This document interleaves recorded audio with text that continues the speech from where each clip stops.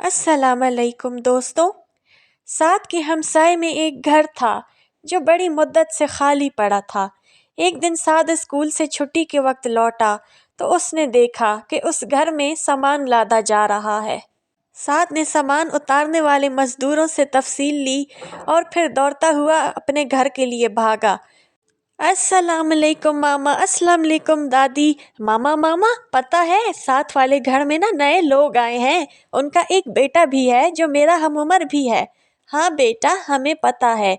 साथ वाले घर में नए लोग आए हैं और उनका बेटा भी है और अब वो हमारे साथ का नया दोस्त बन जाएगा।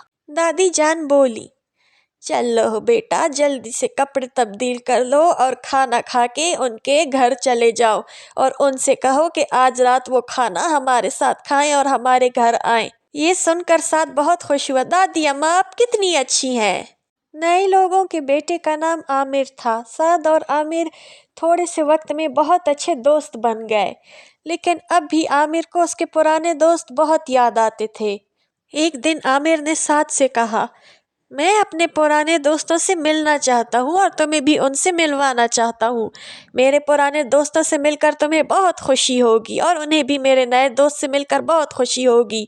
मिलोगे मेरे दोस्तों के साथ? साद ने पूछा, आमिर, क्या तुम्हें तुम्हारे पुराने घर का रास्ता याद है? हाँ, जब हम इस घर सामान लेकर आ रहे थे तब मैंने रास्ता गौर से देखा था और मुझे अच्छी तरह याद है। साद ने आमिर से कहा, मुझे रास्ता समझाओ। तो आमिर बोला, हम इस सामने वाले बस स्टॉप से दाईं तरफ मुड़ जाएंगे तो एक मस्जिद आएगी। मस्जिद के बाईं तरफ सड़क पर मुड़ेंगे तो वहाँ एक पार्क नजर आएगा। पार्क जहाँ खत्म होता है उसी के साथ वाली सड़क पर हमारा पुराना घर है। साद ने पूछा, पार्क तुम्हारे पुराने घर के सामने है? तो आमिर बोला, हाँ। फिर तो बड़ा मजा आएगा, साद ने जवाब दिया। पार्क में झूले तो होंगे ना? साद ने बड़े ही शौक से पूछा। हाँ साद, वहाँ पर बड़े अच्छे अच्छे झूले हैं और बड़ा प्यारा पार्क है। इतने में गुड़िया और डॉली बाहर आई। गुड़िया के कान में ये जुमला पड़ा, कौन से पार्क में झूले हैं साद भाई? गुड़िया की ये बात सुनकर साद और आमिर एक दूसरे का मुंह देखने लगे। फिर आमिर बोला, बस है एक। ये कहकर आमिर ने साद का हाथ पकड़ा और गेट की तरफ बढ़ गए। शाम ढल रही थी, रात होने वाली थी। हर तरफ अंधेरा छाने लगा था, लेकिन साद और आमिर का कुछ पता नहीं था। पड़ोस से बार बार आमिर को बुलाने के लिए साद के घर कोई ना कोई आ रहा था। साद के अम्मी अबू अलग परेशान थे। फिर गुड़िया ने अम्मी को बताया, मामा, साद भाई और उनके दोस्त आमिर भाई किसी पार्क की बात कर रहे थे। अभी बात हो ही रही थी कि साद घर में दाखिल हुआ। सबको बरामदे में परेशान देखा तो बहुत शर्मिंदा हुआ। अब्बू का चेहरा और गुस्से भरे तासुरात देखकर वो बहुत डर गया। अब्बू ने फौरन पूछा, कहाँ थे तुम सारा दिन? तुम्हें पता नहीं हम तुम्हारे लिए कितने परेशान थे।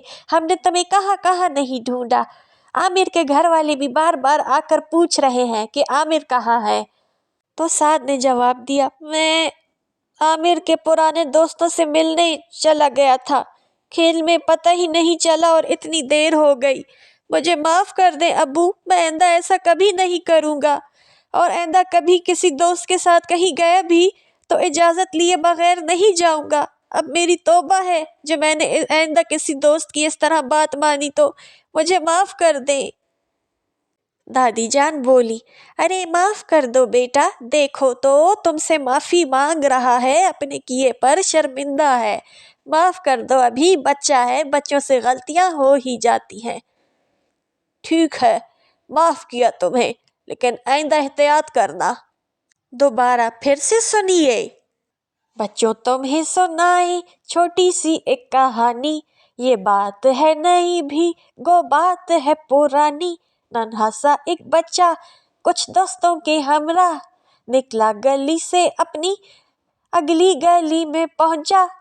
बच्चे भी थे वहां पे नन्हे शरारती से, घुल मिल गए ये सारे, पहले जो डर रहे थे ढलने लगे जो शब में इस शाम के उजाले। बच्चों को याद आया, सब घर की सिमत भागे, پہنچے جو اپنے گھر تو دیکھا عجیب منظر، ہر آنکھ تھی پریشاں اور تھی دو لبوں پر گو بات ہے ذرا سی لیکن بات بہت بڑی ہے، ماں باپ کے لیے تو مشکل کی ہر گھڑی ہے، تم دوست بھی بناؤ کھیلو بھی ساتھیوں سے، گھومو گلی محلے واقف ہو راستوں سے، پوچھے بھی نہ کہیں بھی لیکن نہ گھر سے جاؤ، کب لوٹ کر ہے آنا ماں باپ کو بتاؤ۔